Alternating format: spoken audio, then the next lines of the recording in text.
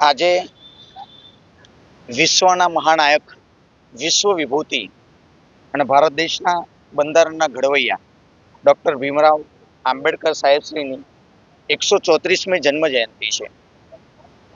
હરેક જગ્યાએ પૂરા દેશની અંદર નહીં, પૂરા વિશ્વની અંદર આ એક જ એવી જન્મ જયંતિ છે જે પૂરા વિશ્વમાં 195 192 દેશની અંદર મનાવવામાં આવે છે. એવી રીતે આજે વડોદરા ખાતે બૌદ્ધિસ્ટ લોકો અને બધા જ ભીમ સૈનિકો ભેગા થઈ અને આજે વડોદરા નવલખી કમ્પાઉન્ડથી 134મી જન્મ જયંતિ એને ઉજવણી કરવા માટે નાના નાના ભૂલકાઓ, બહેનો, ભાઈઓ અને ભીમ સૈનિકોએ આજે એક રેલીનું આયોજન કરેલું છે. અને નવલખીથી અહીંયાથી રેલી નીકળી અને જે ડૉક્ટર બાબા સાહેબ આંબેડકરે જ્યાં નોકરી કરી હતી ત્યાં જે સ્મૃતિ ભવન કહેવામાં આવે છે અને જૂની કલેક્ટર ઓફિસ ત્યાં જશે, ત્યાં બાબા સાહેબને સલામી આપવામાં આવશે અને ત્યાંથી સીધા રેલી સ્વરૂપે બાબા સાહેબે જે સંકલ્પ લીધો હતો એ કમાટી બાગની અંદર સંકલ્પ ભૂમિ આવેલી છે, ત્યાં જઈને આ રેલી પરિપૂર્ણ બાબા સાહેબને સલામી આપીને આપવામાં આવશે.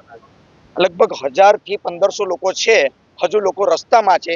એનું કારણ એક જ છે કે ગઈકાલે જે 13 તારીખે પ્રોગ્રામ હતો એટલે બધા હજુ પણ ફ્રેશ નહીં થયા, પરંતુ ત્યાં પહોંચતા 3000 થી 5000ની પબ્લિકની અંદર અમે રેલી સ્વરૂપે જઈશું.